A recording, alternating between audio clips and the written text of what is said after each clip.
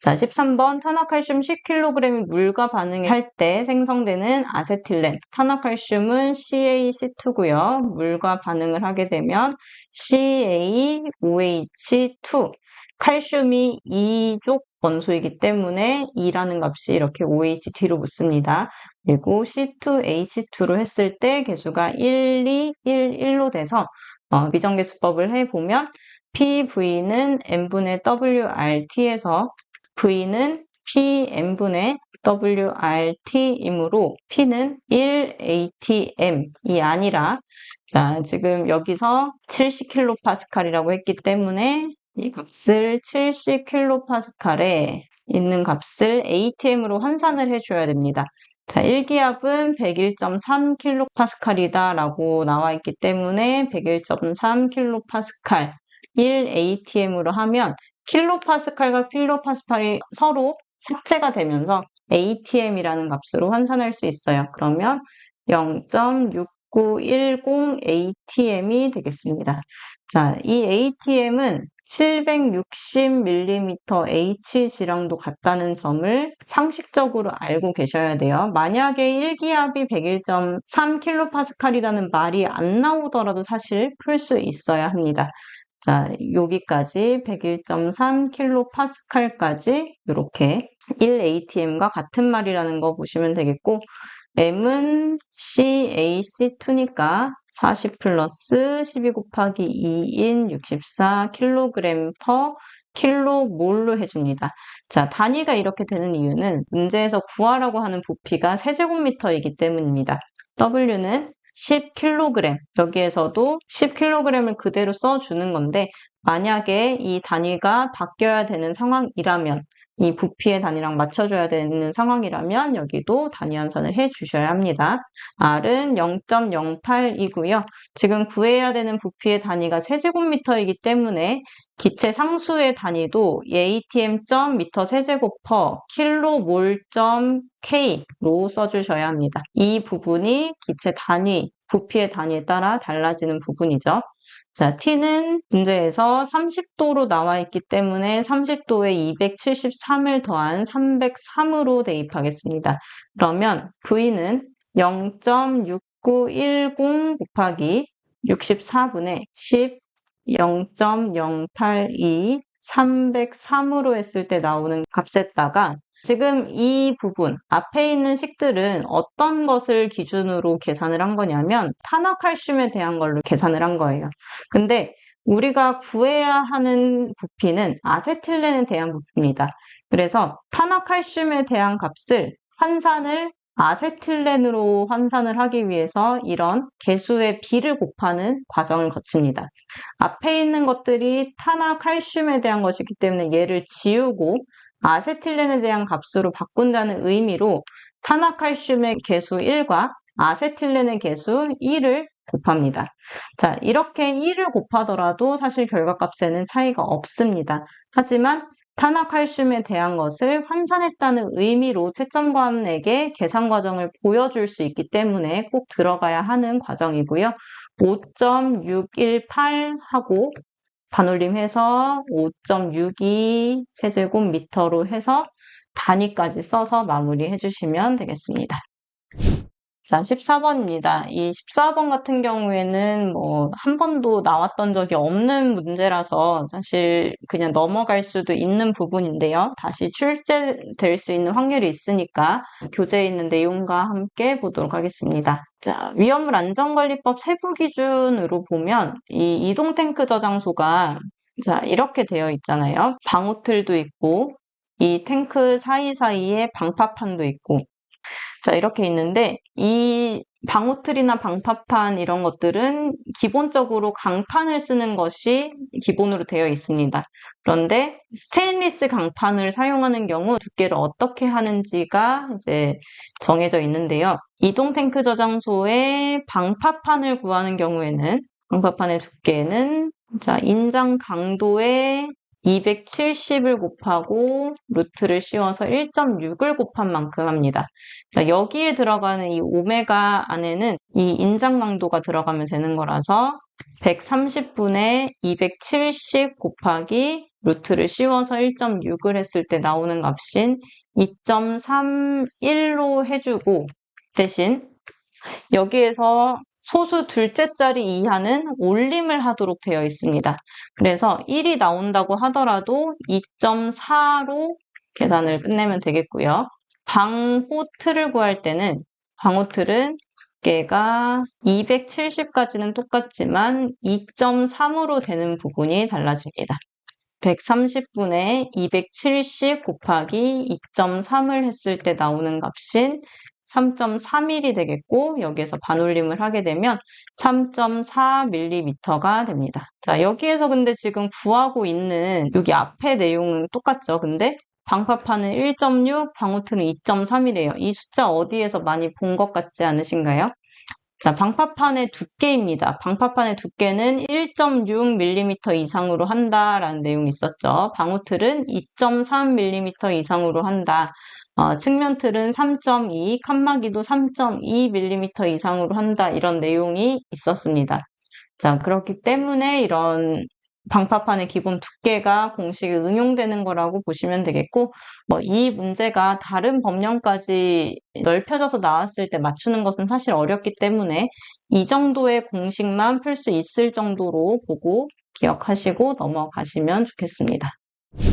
자, 다음은 사료 위험물 중에서 지정 수량이 50L, 살충제로 사용되고 증기 비중이 2.6이다. 5개 탱크 저장소의 외부 설비에 대해서 어떤 것을 해야 되는지 내용인데요.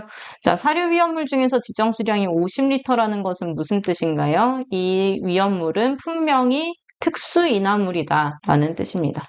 자, 특수인화물에는 어떤 위험물이 있는가 하면 산이 있습니다. 이氧화탄소, 디에틸에테르, 아세트알데히드, 산화프로필렌 이런 것들이 있는데요. 자, 이 중에서 이제 증기 비중이 2.6이다. 증기 비중이 2.6이라는 것은 분자량을 구했을 때 나누기 29를 한 값이 2.6이 되는 것을 찾으면 되는 겁니다. 자, 그리고 살충제로 사용된다는 것은 큰 힌트는 되지 않지만 이 문제에서 봤을 때 수조에 넣어서 보관해야 한다라는 말이 있습니다. 그래서 물 속에 보관할 수 있는 사료 위험물, 이황화탄소에 대한 내용이다라고 생각할 수도 있겠고, 좀 더 정확하게 문제를 풀기 위해서는 CS2, 디에틸에테르, 아세트알데히드, 산화프로필렌 이런 것들에 대한 분자식을 쭉 쓴 다음에 거기에 대한 증기 비중으로 2.6이 나오는 것이 이氧화탄소다라는 걸 찾아내는 방법도 있습니다. 그래서 이 문제는 이氧화탄소에 대한 문제이고요. 5개 저장 탱크는 벽 및 바닥의 두께가 몇 미터 이상이고 누수가 되지 아니하는 어떤 수조에 넣어서 보관해야 합니다. 즉 이氧화탄소를 보관할 때 사용하는 수조의 두께는 0.2m입니다. 자, 0.2m이고 어떤 재질로 수조를 만드냐 하면 철근 콘크리트조입니다. 자, 철근 콘크리트조의 수조에 넣어서 보관을 하고요. 보유공지, 통기관, 그리고 자동 계량 장치는 생략할 수 있습니다.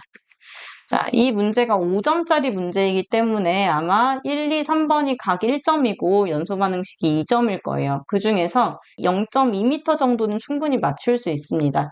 자, 이氧화탄소를 수조에 넣어서 보관해야 한다는 것은 필기를 통해서 우리가 한 번쯤은 들어볼 수 있는 내용이었고, 철근 콘크리트조나 자동 계량 장치는 그렇게까지 디테일하게 알 수는 없었지만 이 문제를 통해서 두께와 함께 좀 살펴볼 만한 내용입니다. 자, 연소 반응식은 쉽죠. CS2가 O2랑 만나게 되면 C가 있기 때문에 CO2가 나오고요. S가 있기 때문에 SO2가 나오게 됩니다. 자, 계수는 외우는 것이 아니라 계산을 해서 A, B, C, D를 통해서 C, S, O의 방정식을 구하게 되면 1, 3, 1, 2라는 계수를 만들어낼 수 있습니다.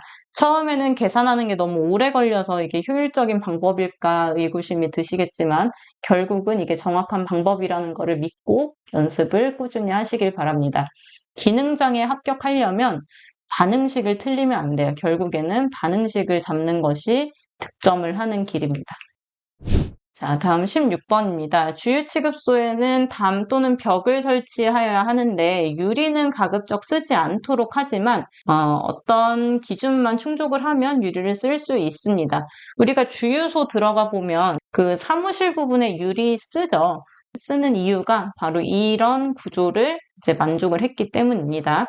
자, 주유 취급소의 담 또는 벽에 유리를 부착하는 경우 고정 주유 설비, 주입구, 고정 급유 설비로부터 4m 이상의 거리를 두어야 하고요.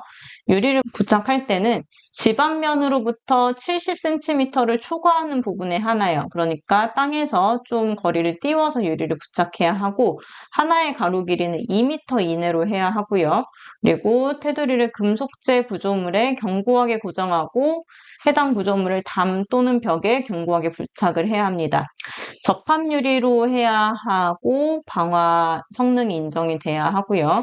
그리고 부착하는 범위는 전체 담 또는 벽의 길이의 10분의 2를 초과하지 아니하여야 합니다. 자, 주유 취급소에서 불이 나는 경우에는 유리가 이제 폭발하면서 그 파편이 더 큰 위험을 불러일으킬 수 있기 때문에 유리에 대한 규정이 이렇게 있고요. 유리를 부착할 수 있는 부분은 주입구, 고정 주유 설비, 고정 급유 설비로부터 4m 이상의 거리를 두는 이 부분에 해야 합니다. 그리고 가로의 길이는 2m 이내로 해야 하고, 그리고 담 또는 벽의 길이의 10분의 2를 초과하지 않도록 해야 한다. 이 내용을 참고하셔서 쓰시면 되겠습니다. 자, 다음 17번입니다. 수납하는 위험물에 따라서 화기 충격주의, 물기염금, 가염물 접촉주의를 표시하여야 하는 위험물에 피복의 성질은 뭐가 필요한지 쓰는 문제인데요. 가염물 접촉주의에 다른 말들이 들어갔다면 인류 위험물이죠. 인류 위험물에 알칼리 금속의 과산화물에 대한 내용입니다. 왜냐하면 그 위험물들은 물이 닿으면 산소가 발생하기 때문입니다. 자, 이때는 인류 위험물이기 때문에 차광성 덮개를 해야 하고, 그리고 물이 닿으면 산소가 발생하기 때문에 방수성 덮개도 해야 합니다. 그래서 피복의 성질은 두 가지가 들어가는 유일한 위험물 종류이다 라고 생각을 해 주셔야 되겠고, 이류 위험물 중에 방수성이 있는 피복으로 덮어야 하는 것, 물과 닿았을 때 이류 위험물, 수소 나오는 위험물들이 뭐가 있냐 하면 철분, 금속분, 마그네슘이 수소가 나오게 됩니다. 자, 이 위험물들은 주의사항이 화기주의 그리고 물기, 엄금이 됩니다. 자, 차광성이나 방수성 피복으로 덮지 않아도 되는 위험물 중에서 주의사항이 화기주의라고 표시되어 있다고 합니다. 자, 방수성이나 차광성으로 표시하지 않는데 화기주의라고 되어 있으면 이류 위험물이죠. 그러면 이류 위험물의 인화성 고체도 아니고 철분, 금속분, 마그네슘도 아닌 황유적에 대한 것인데 이제는 명칭이 바뀌어서 황화인, 황정린 이렇게 쓰셔야 되겠습니다. 황화린이 아니라 황화인입니다. 그리고 유황이 아니라 황으로 바뀌었습니다. 정린은 그대로 정린입니다. 자, 이렇게 세 가지를 써주시면 되겠습니다. 자, 다음 18번 문제인데요. 이제 위험물 기능장은 전체 20문제가 아니라 19문제가 출제됩니다. 18문제가 5점짜리고요. 한 문제가 10점짜리인데 이런 식으로 10점짜리는 긴 문장으로 이렇게 나오게 됩니다. 이런 문제를 풀 때는 사실 필기시험 때 우리가 풀었던 내용들을 좀 많이 생각을 해내면서 다 맞춘다는 느낌이 아니라 부분 점수를 노린다는 느낌으로 풀어주셔야 됩니다. 자, 제조소 등을 구매한 자가 지위승계를 신고하고자 할 때 이 제조소 등의 주인이 바뀐 거죠. 자, 지위승계 제출 서류는 무엇이 있는지 지위승계를 신고하려고 하는 자는 신고서 그리고 완공검사 합격 확인증, 지위승계를 증명하는 서류, 계약서 같은 거가 되겠죠. 자, 이런 것들을 제출해야 한다. 그래서 이 세 가지는 신고서, 완공검사 합격 확인증, 지위승계 증명하는 서류가 되겠고요. 그리고 위치 구조 설비 변경 없이 품명 수량, 지정 수량의 배수를 변경하고자 하는 경우에는 1일 전까지 신고를 해야 합니다. 자, 만약에 위치 구조 설비를 변경한다. 이때는 신고사항이 아니라 허가의 대상이 되기 때문에 여기에 해당 사항이 없습니다. 구조, 건물의 그런 공사는 하지 않고 그 안에 들어가는 위험물만 바뀌는 경우에 해당하는 내용입니다. 1일 전입니다. 다번에 B씨는 2019년 1월 2일에 인수한 후 2월 20일에 용도 폐지를 하고 3월 14일에 용도 폐지 신청을 했습니다. 자, 이런 경우에 위반을 누가 한 건지 그리고 위반 내용은 무엇인지 벌금은 어떻게 되는지 살펴보도록 하겠습니다. 자, 폐지를 한 날이 2월 20일이고 3월 14일에 용도 폐지 신청을 했는데 용도 폐지를 한 경우에는 14일 이내에 해야 합니다. 자, 14일이 아니라 지금 22일까지 지났죠. 그래서 신고 기한을 기산일로 하여 30일 이내에 신고한 경우 250만 원이 되고 31일 이후에 신고하면은 300만 원, 그리고 허위로 하거나 신고를 하지 않은 경우에는 500만 원의 과태료가 부과가 됩니다. 자, 이런 경우에는 이제 누가 대상이 되느냐? 새로 인수를 받은 사람, B씨가 위반을 한 사람이 되겠죠? 자, 이 사람이 잘못한 내용은 용도 폐지로부터 14일 이내에 신고하지 않았습니다. 그럼 벌금은 250만 원의 과태료가 들어간다. 이렇게 문제를 푸시면 되겠습니다. 이런 과태료에 대한 것을 일일이 기억하는 것은 별로 생산적이지 않고요. 이 내용은 조금 기억을 하셔야 됩니다. 아까 지정 수량의 배수를 정하는 경우에는, 조정하는 경우에는 1일 전까지 신고였죠. 근데 용도 폐지의 경우에는 14일 이내에 신고를 합니다. 그러니까 폐지를 한 이후로 14일 이내에 신고를 한다는 거, 그런 내용이고요. 자, 다음 번호에는, 라번에는 화재 예방과 화재 등 재해 발생 시 비상조치를 위하여 정하는 규정, 예방규정의 내용입니다. 예방규정을 언제 제출을 하느냐? 제조소 등이 사용을 하기 전에 시도지사에게 제출을 해야 합니다. 그래서 예방규정을 정해서 사용하기 전에 제출하여야 한다. 이 내용을 써주시면 되겠고, 안전관리자가 퇴직을 했어요. 그러면 다시 선임을 하고 누가 선임해야 되는지 선임 기한, 신고 기한 이렇게 써 있는데, 자, 선임을 해야 하는 사람은 제조소 등의 관계인입니다. 즉, 안전관리자가 퇴직을 하면서 새로운 사람을 구하는 것이 아니라 그 제조소 등의 사장 또는 임원, 관리자, 공장장 이런 사람들이 이 안전관리자가 그만뒀을 때 새로 구해야 되는 주체가 됩니다. 그 사람들이 제조소 등의 관계인이고요. 해임됐을 때는 30일 이내에 구해야 하고 이 기간 동안은 누가 없기 때문에 대리인을 지정할 수 있습니다. 그래서 대리인이 활동할 수 있는 기간도 30일입니다. 새로 구했어요. 새로 구한 경우에는 14일 이내에 신고해야 됩니다. 즉, 용도를 폐지한 경우, 건물을 이제 그만 쓰겠다 하는 경우에도 14일 이내에 신고를 하는 거고요. 새로 사람을 선임을 한 경우에도 14일 이내에 신고를 하는 겁니다. 대신 해임을 했어요. 그만뒀어요. 근데 이거는 신고를 하지 않아도 됩니다. 왜냐하면 대리인이 생기고 다시 선임을 한 경우에 어차피 신고를 하기 때문에 해임했다고 이 사람을 신고를 하거나 그렇게 하지는 않습니다. 그래서 지정수량의 배수가 바뀌었을 때 용도 폐지, 위험물 안전관리자 선임에 대한 기간에 대한 부분을 정리를 할 수 있는 문제고요. 위험물 취급 자격자의 자격사항에 따라서 이렇게 자격증을 가진 사람은 모든 위험물을 취급할 수 있고 안전관리 교육을 이수한 사람은 사료위험물, 소방공무원 중에서 3년 이상의 경력이 있는 사람은 사료위험물을 취급할 수 있습니다. 그래서 위험물 자격증을 가진 사람과 갖지 않는 사람이 활동할 수 있는 범위가 다르다는 것을 이 문제를 통해서 확인할 수 있겠네요. 자, 모든 위험물, 사료위험물 써주시면 됩니다. 자, 다음 이제 1류 위험물인 과산화칼륨 K2O2죠. 이 부분이 물과 반응했을 때 아세트산, 염산과 반응했을 때 반응식입니다. 자, K2O2는 일류위험물이고 알칼리 금속의 과산화물이라서 물과 반응했을 때 산소가 나옵니다. 자, K가 OH랑 만나고 산소가 나오고요. K2O2가 아세트산하고 만나면 CH3COOH 중에서 이렇게 H 자리에 반응을 한다고 했죠. 그래서 CH3COOK가 되면서 일류위험물이니까 산과 만났을 때 과산화수소가 이렇게 생겨나게 됩니다. K2O2가 염산과 반응했을 때도 마찬가지로 염산도 산입니다. 어쨌든 산인데 이제 아세트산에서는 H가 뒤로 들어가고 염산에서는 원래대로 그냥 H가 앞에 있는 그 차이만 있을 뿐이죠.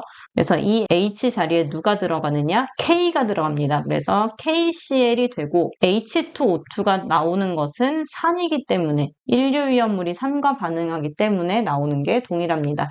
여기에서 반응식 하나만 추가하자면 K2O2가 CO2랑 만났을 때 K2CO3가 나오고 여기에서 O2가 발생한다는 것. 이것도 같이 정리해 둘 수 있는 내용이니까 같이 보시면 좋겠고요. 만약에 이게 과산화 칼륨이 아니라 그냥 칼륨이다. 그러면 반응식이 어떻게 바뀔까요? 자, 그냥 칼륨인 경우에는 KOH는 똑같지만 산소가 나오는 게 아니라 삼류위험물 수소가 나옵니다.